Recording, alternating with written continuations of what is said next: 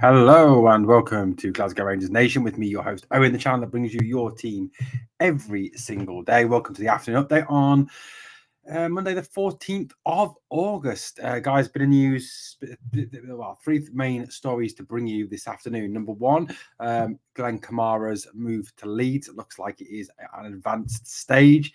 Also, rumours around a young, promising player called Connor Young. Rumours that an English Premier League team are sniffing around him. And obviously the news that Michael Beale has been speaking to the media in Geneva ahead of the game against Servette tomorrow night. Well, let's get straight on with it. And let's start with the news about Glen Kamara. Now, I don't think it's any secret that Glen is on his way out of Ibrox. He is, looking for a move. He had a very disappointing season last season, a rated down tools. 55 season was fantastic. Did very well in the Europa League run. Was an outstanding player for the club. But it now looks like he is on his way out of the club. These are the latest tweets coming out of reporters, agents, and Leeds United fan websites at this moment in time. First couple of tweets, here we are. All Leeds away is a fan-based thing. It says Leeds United are in advanced talks with Rangers midfielder Glen Kamara. Hearing this one is a very close. Leeds want the deal done before Saturday's game against West Brom, which apparently is not Saturday, it's Friday. Jimmy McCann, who is an ex-agent who is in the know with Leeds, says the same thing, but obviously has got the correct day for the game. Another Leeds insider, Joe Tiffany, has reported this update. LUFC Leeds are in advanced talks with Glen Kamara. 5 million release clause has been activated. Now, it looks like obviously personal terms have been agreed previously, and it's just a case now of dotting the I's and crossing the T's with Rangers. Now, if you consider the fact that Rangers only paid £50,000 for Glen Kamara, a return of 5 million for the player will be absolutely outstanding. And it does look like obviously the way we are heading in terms of the money we've already had for Fashion Sakala, which is reportedly 4 million. 5 million for Kamara, 9 million plus money we've saved. We are really moving towards actually making a profit on this transfer window.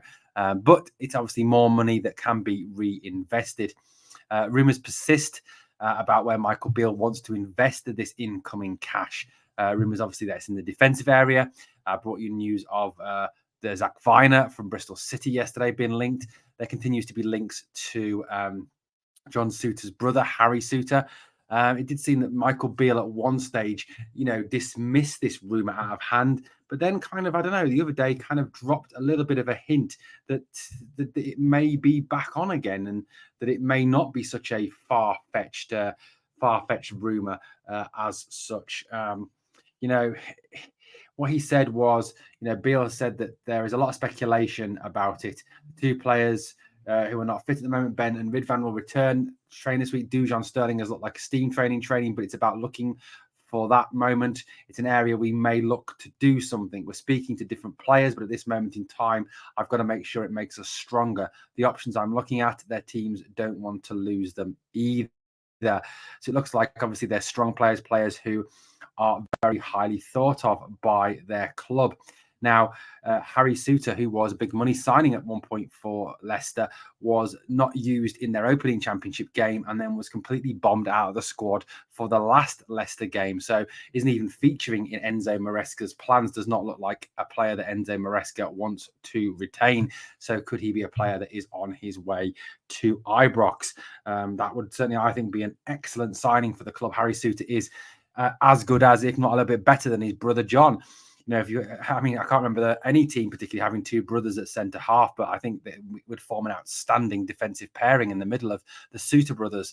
And also the fact that Harry Suter is a left-sided centre back as well. So been physically strong, quick, good timing, good tackler, reads the game well, plays the ball out from the back very well. Pretty much an all-round defender. I mean, you've got to remember that at one point Leicester paid 16 million for him. So he is a very talented player. Looked good in the World Cup as well for Australia. So, could that be someone that the Glen Kamara money is used to reinvest along with some money from this Sakala deal? it certainly looks like Michael Beale is looking at this moment in time. Okay, before we get on to Michael Beale's press conference, we're going to talk about this young man here. This is Connor Young, and I'm betting a lot of you have never heard of him. Well, apparently, Brentford want to sign this young Rangers star, Connor Young. Young was purchased from Hibernian last year, but hasn't featured for the first team. He's very much part of the development squad at Rangers. Now, apparently, Brentford are keen to add him to their development ranks. And apparently, they have had him on their radar for some time. Young played in the B team in the Lowland League last season and is described as a very promising player. You know, he was certainly acquired in sort of the same way as Bailey Rice, who has obviously represented the first team. Now, Rangers obviously have developed some excellent talent from our academy. You know, we've had some pretty good attacking talent in Rory Wilson, Robbie Ure, for example, but neither player is still at Ibrox. You know, obviously Rory Wilson is with Aston Villa, and Robbie Ure obviously is nowhere at this moment in time, still looking for a deal. The chances of Connor Young getting first team minutes this season, I think with a lot of young players getting first team minutes this season, are quite slim. There is obviously more money available down south, and this could certainly tempt him. Rangers would be entitled for a fee for Connor Young if he decided to leave to go to Brentford, as he is under contract. And it would be certainly a fee that would help to continue to build the amount of cash that Michael Beale would have at his disposal to further develop this squad. So an interesting one. For me, you've got to balance that up. Connor Young's only 18 years old. I think perhaps a loan move may be better for him. You know, he's not going to get first team football at Brentford either. Are Brentford really a club that are going to last a long time in the Premier League? That's got to be a question that's got to be asked. And why would you want to leave a huge, massive European force like Rangers to move down in the world to a team like Brentford? I personally don't get it. I don't understand it. I know the money helps, but, you know, your career, it's got to come first, hasn't it? And maybe who better off at Rangers and will stand more chance at Rangers of getting some first team football, you know, like Bailey Rice has. Last season he got a few outings, and obviously there was promise that he could get a chance this season as well. Now, Michael Beale has been speaking to the media ahead of the Servette game and had some, you know, fascinating things to say, as he always does in his press conferences. You know, and obviously I think, you know, with Michael Beale, sometimes he does go that little bit too far, doesn't he, when he talks to the media. So Michael was there with Ryan Jack. And Michael Beale spoke first to the media, had a number of things to say about the game. He said, it's a huge game. We know Servette had a great game here in the last round. We know it's a full house. We'll have a great atmosphere. We are looking forward to it. And I think that's, you know, the first time since 2003 that Servette's ground is sold out. Proves what a massive draw Rangers really are.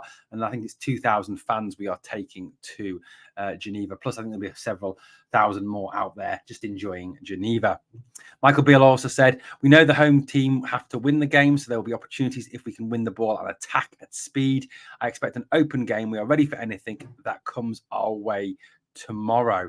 That's promising that, you know, that again, he's talking very much in a positive term. And I think we do have to go out there. You know, Servette do have to come out and play, which hopefully will create space in behind for the likes of Danilo, Cifuentes, Cantwell, Lammers, and whoever else starts to exploit. So, you know, positive there that Michael Beale is talking in such a positive term about the game tomorrow night against Servette.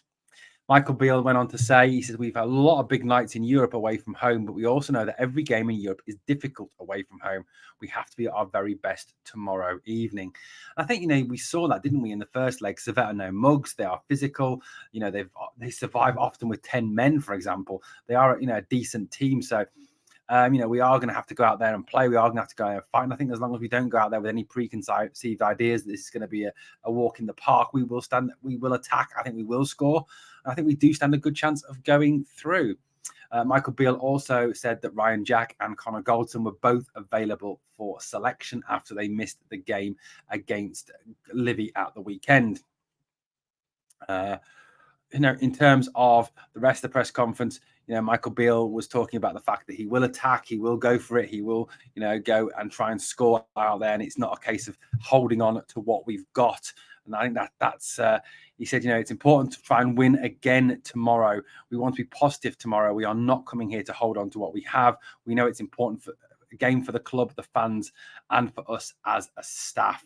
So it's clear, that this is not going to be a negative Rangers team. I don't think we'll see them just sitting back and trying to protect what they've got. They'll be out there trying to win the game.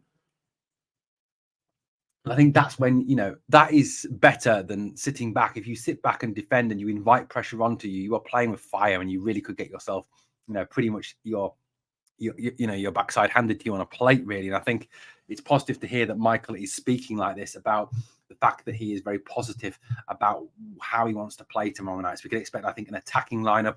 Hopefully, that front three will stay together. Hopefully also saying Jose Cifuentes as well at some point. If not from the start. I think his energy, his box-to-box ability will certainly bring something to the attacking area for our club. In terms of the rest of the press conference, obviously Ryan Jack has spoken to me. We'll cover what Ryan had to say in the podcast tonight. But overall, promising, positive from Michael Beale. Good stuff from Michael again as we build up towards this huge, massive Champions League third qualifying round, second leg at the Stade de Genève tomorrow night. Join us here for the live stream. We will be here live streaming tomorrow night. Please come and join us for that. Guys, please also come and join for the podcast later where we're previewing the game and looking back, obviously, on what Ryan Jack has had to say. Thank you for watching this afternoon update. Please hit that sub. Continue growing, guys. We're over 3,000 subs now. Phenomenal. Thank you for your amazing, amazing support. And also, remember always, I need you to do two things for me. Number one, smash that like. And number two, remember always, we are the people.